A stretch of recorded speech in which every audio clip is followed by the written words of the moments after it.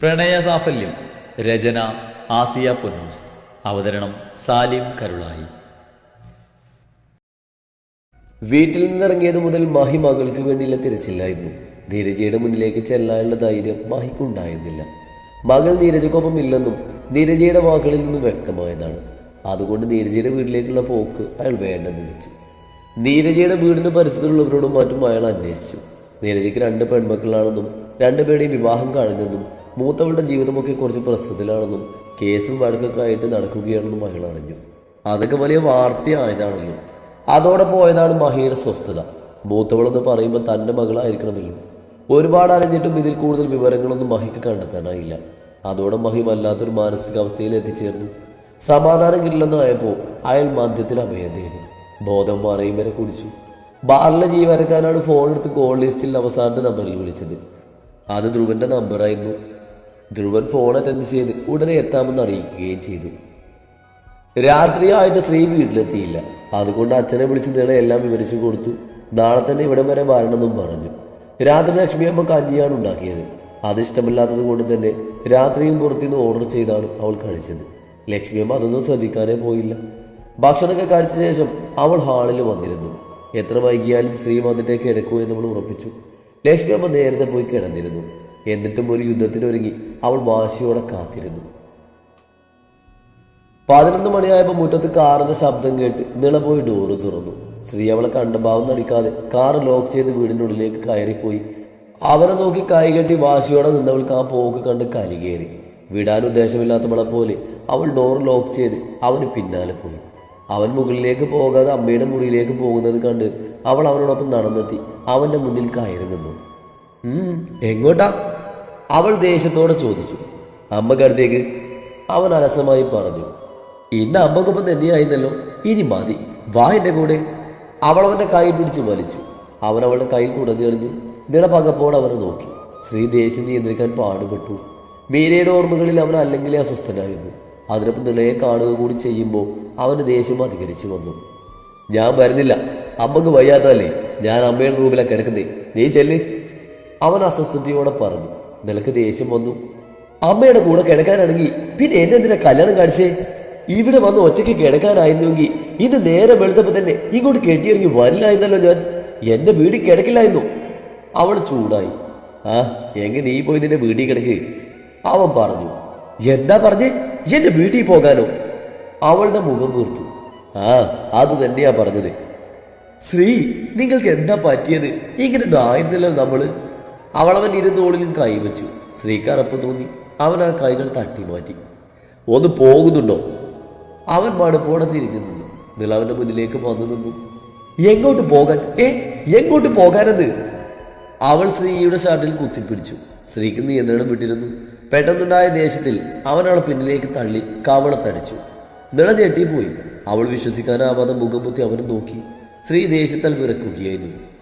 ശ്രീ എന്നെ തല്ലിയല്ലേ? അവൾ വാശിയോടെ ചോദിച്ചു. എന്റെ അച്ഛൻ പോലും ഇന്നവരെ എന്നെ നുള്ളി നോവിച്ചിട്ടില്ല, അവൾ പറഞ്ഞു.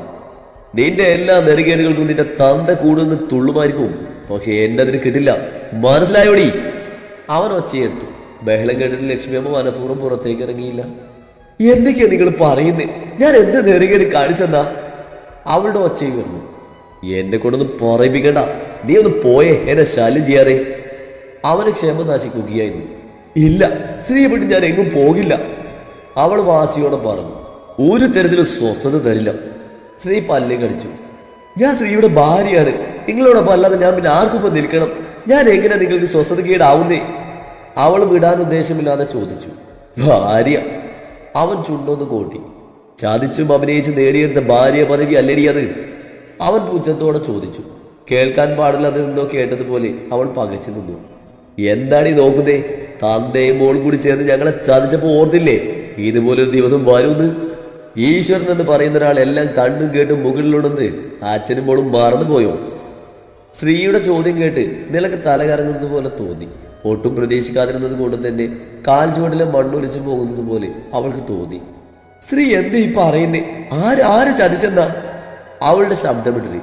നെറ്റിയിൽ നിന്നും വിയർപ്പൊഴുകി ശരീരം മുഴുവനും വിറക്കുകയായിരുന്നു. മതിയകടി നിന്റെ നാടകം, അറിഞ്ഞടി ഞാനെല്ലാം. ഒരു സിംഹത്തെ പോലെ അവൻ ചീറി അവൾക്ക് മുന്നിൽ. നിള ഭയന്ന് പോയി.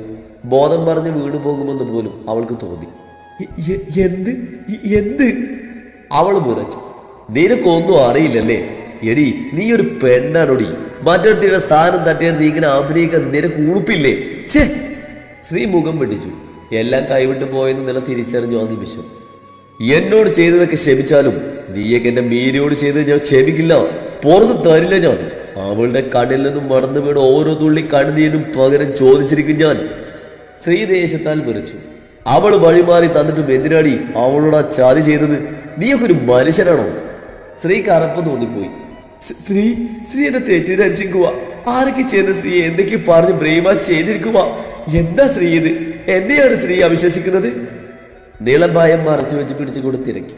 ഞാൻ നിന്നെ വിശ്വസിക്കാം, വാ. അതും പറഞ്ഞ് അവളെയും പിടിച്ച് വലിച്ച് സ്റ്റെയർ കയറി അവളുടെ മുറിയിലേക്ക് ചെന്ന് അവൻ സൂക്ഷിച്ചു വെച്ചിരുന്ന കത്തുകളൊക്കെ പുറത്തേക്ക് എടുത്തു. ഇത് ഞാൻ സ്നേഹിച്ചവൾ, എന്നെ സ്നേഹിച്ചവൾ എനിക്ക് എഴുതിയ എഴുത്തുകളാ. അവനൊരു എഴുത്തെടുത്ത് തുറന്ന് അവൾക്ക് നേരെ കാണിച്ചു. ഇതൊക്കെ എഴുതിയത് എന്റെ മീരിയാണെന്ന് എനിക്കിപ്പോൾ പൂർണ്ണ വിശ്വാസമുണ്ട്. പക്ഷേ നീ പറയുന്നത് ഞാൻ വിശ്വസിക്കാം. ഈ എഴുത്തിലുള്ള വാചകങ്ങൾ എന്നെ കൺമുന്നിൽ വെച്ച് നീ ഈ പേപ്പറിൽ ഇതേ കൈപ്പണിയിൽ പകർത്തി കാണിക്ക്, അപ്പൊ ഞാൻ വിശ്വസിക്കാം. അവൻ വാശിയോടെ പറഞ്ഞു. നിള പിടിക്കപ്പെട്ടവളെ പോലെ തല കുറിച്ച് നിന്നു. അത് കണ്ട് സ്ത്രീ അവളെ നോക്കി ചുണ്ടുകൂട്ടി. എഴുതി കാണിക്കടി. അവൻ അലറിയതും പേടിയോടെ അവൾ അവനെ നോക്കി. അവൾ ദയനീയമായി ഒന്ന് നോക്കി.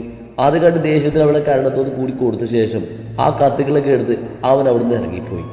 നിള ബോധം വന്നതുപോലെ ഞെട്ടിക്കൊണ്ട് അവന്റെ പിന്നാലെ ഓടി. അവൾ ഓടിയെത്തും മുന്നേ സ്ത്രീ അടുത്തുള്ള മുറിയിൽ കയറി ഡോർ ലോക്ക് ചെയ്തിരുന്നു.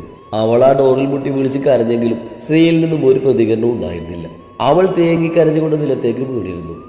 ശ്രീ, ഡോർ തുറക്ക് ശ്രീ, ശ്രീ. അവൾ ഡോറിൽ മുട്ടി അലറി വിളിച്ചു.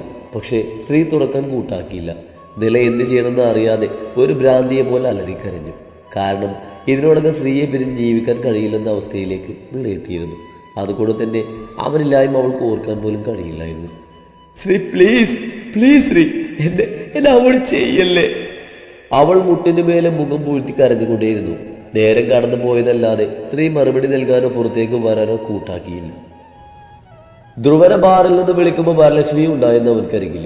ധ്രുവനൊപ്പം വാശിയോടെ വരലക്ഷ്മിയും പോയിരുന്നു. ബാറിനുള്ളിലേക്ക് ഓടിക്കയറുമ്പോൾ വരലക്ഷ്മിയും മറ്റൊന്നും ചിന്തിച്ചില്ല. ഓടിച്ചെന്ന് മഹിക്ക് മുന്നിൽ നിൽക്കുമ്പോൾ അവർ കിതക്കുന്നുണ്ടായിരുന്നു. ധ്രുവനും വരലക്ഷ്മിക്ക് പിന്നാലെ വരുന്നുണ്ടായിരുന്നു. മഹിയേട്ടാ. ബോധമറ്റ് കിടക്കുന്ന മഹിയെ അവർ താങ്ങിടിപ്പിച്ചു. എന്താ മഹിയേട്ടാ ഇത്? വരലക്ഷ്മിയുടെ ശബ്ദം ഇടറി. മോളെ. കണ്ണുകൾ തുറക്കാതെ തന്നെ മഹിയുടെ ചുണ്ടുകൾ മന്ത്രിച്ചു. അച്ഛനോട് പൊറുക്ക്. അച്ഛൻ അറിഞ്ഞില്ലടാ അച്ഛൻ. നാവ് കുഴയുന്നുണ്ടെങ്കിലും പറയുന്നത് വ്യക്തമല്ലെങ്കിലും വരലക്ഷ്മിക്ക് കൃത്യമായി കേട്ടിരുന്നത്. അത് കേൾക്കവരുടെ നെഞ്ചു പിടഞ്ഞു. അറിഞ്ഞുകൊണ്ടല്ലെങ്കിൽ പോലും താൻ കാരണമല്ലേ എല്ലാം. മറ്റുള്ളവരുടെയാണെന്ന് അറിഞ്ഞിട്ടും വാശി പിടിച്ചു വാങ്ങിയതല്ലേ. ഓർക്കുമ്പോൾ വരലക്ഷ്മിയുടെ ഉള്ളം കുറ്റബോധത്താൽ നേറി. വാ മഹിയേട്ടാ, എടീക്ക് പോവാം. വരലക്ഷ്മിയെ മഴയെ എണീപ്പിച്ച് നിർത്തി. ധ്രുവൻ അവരെ സഹായിച്ചു. ശേഷം അവിടുത്തെ ബില്ല് സെറ്റിൽ ചെയ്ത് രണ്ടുപേരും കൂടെ മഹിയെ താങ്ങി പിടിച്ച് അവിടുന്ന് ഇറങ്ങി. മഹിയെ കാറിൽ കയറ്റിയപ്പോൾ വരലക്ഷ്മിയും കയറിയിരുന്നു. ധ്രുവൻ കാറ് സ്റ്റാർട്ട് ചെയ്തതും വരലക്ഷ്മി ഒരു കൊച്ചു കുഞ്ഞിനെ മാറോടക്കി പിടിക്കും പോലെ മഹിയെ നെഞ്ചോട് ചേർത്തു. മഹി എന്തൊക്കെയോ പുലമ്പുന്നുണ്ട്. അത് കേട്ട് വരലക്ഷ്മിയുടെ കണ്ണുകൾ നിറഞ്ഞു. മനസ്സിന്റെ ഭാരം കൂടി വരുന്നത് പോലെ. അച്ഛനുണ്ടടാ, ഇനി എന്താ അച്ഛനുണ്ടാവും? അബോധാവസ്ഥയിൽ പോയി മഹിയുടെ ചിന്തകളിൽ മകൾ മാത്രമായിരുന്നു. അത് കേട്ട് വിങ്ങുന്ന മനസ്സുമായി മഹിയുടെ നെറ്റിയിൽ അമർത്തി മുത്തി ഒരു ക്ഷമാപണം പോലെ അവരുടെ കണ്ണുകൾ കവളിലൂടെ ഒലിച്ച് മഹിയുടെ നെറ്റിയിൽ വന്ന് പതിച്ചു. ധ്രുവ, ഇനിയും മീരയെ എന്തിനാ മഹിയെന്ന് മറച്ചു വെക്കണേ? എനിക്കിതൊന്നും കാണാൻ വയ്യ. ഒരേങ്കിലോടെ വരലക്ഷ്മി ധ്രുവനോട് പറഞ്ഞു. ഡ്രൈവ് ചെയ്യുന്നതിനിടയിൽ മുന്നിലെ മിററിലൂടെ മഹി വരലക്ഷ്മിയെ നോക്കി. എനിക്ക് വയ്യ, എല്ലാം അറിഞ്ഞു വെച്ചിട്ട് ഈ മനുഷ്യനെങ്ങനെ നോവിക്കാൻ. വരലക്ഷ്മി പറഞ്ഞു. അതിന് ധ്രുവനൊന്നും പറഞ്ഞില്ലെങ്കിലും മഹിയോടെല്ലാം തുറന്നു പറയണമെന്ന് വരലക്ഷ്മിയും മനസ്സിൽ ഉറപ്പിച്ചിരുന്നു. അപ്പോഴും മകളോടെന്ന പോലെ മഹി എന്തൊക്കെയോ പുലമ്പുന്നുണ്ടായിരുന്നു. എന്തോ സ്വപ്നം കണ്ട് ഞെട്ടിയപ്പോഴാണ് നിള ഉറക്കത്തിൽ തുടങ്ങുന്നത്. ഇന്നലെ വാതിൽക്കലിരുന്ന് കരഞ്ഞപ്പോഴും അവൾ ഉറങ്ങിപ്പോയിരുന്നു. കണ്ണു തുറന്ന് ചുറ്റും നോക്കുമ്പോൾ നല്ല വെളിച്ചം പടർന്നിരുന്നു. അവൾ ഭിത്തിയിൽ തൂക്കിയ ക്ലോക്കിലേക്ക് നോക്കിയപ്പോൾ 8 മണി കഴിഞ്ഞിരിക്കുന്നു. അവൾ ധൃതിയിൽ പിടഞ്ഞേറ്റിക്കൊണ്ട് ആ ഡോറിലേക്ക് നോക്കി. ഡോറ് ചാരി വെച്ചിരിക്കുന്നത് കണ്ട് അവൾ അതിൽ പിടിച്ച് തള്ളി അകത്തേക്ക് കയറി. അകത്ത് സ്ത്രീ ഉണ്ടായിരുന്നില്ല. അവൾ പോയി ബാത്റൂം തുറന്നു നോക്കി. അവിടെ ഉണ്ടായിരുന്നില്ല. വേഗം പുറത്തേക്ക് ഇറങ്ങി സ്വന്തം മുറിയിൽ പോയി നോക്കി. എല്ലായിടവും അവനായി തിരഞ്ഞെങ്കിലും അവൻ അവിടെയൊന്നും കാണാനില്ലായിരുന്നു. കിച്ചണിൽ ചെന്ന് നോക്കിയപ്പോൾ ലക്ഷ്മിയമുണ്ട് അവിടെ. കിച്ചണിലിട്ടിരിക്കുന്ന 4 പേർക്ക് ഇരിക്കാനൊത്ത ടേബിളിലിരുന്ന് ചായ കുടിക്കുകയാണ് അവർ. അവരെ കണ്ട് ആദ്യം തിരിഞ്ഞു നടക്കാൻ ഒരുങ്ങിയെങ്കിലും പിന്നെ എന്തോ ഓർത്ത പോലെ അവിടെ നിന്നു. ശ്രീ എവിടെ?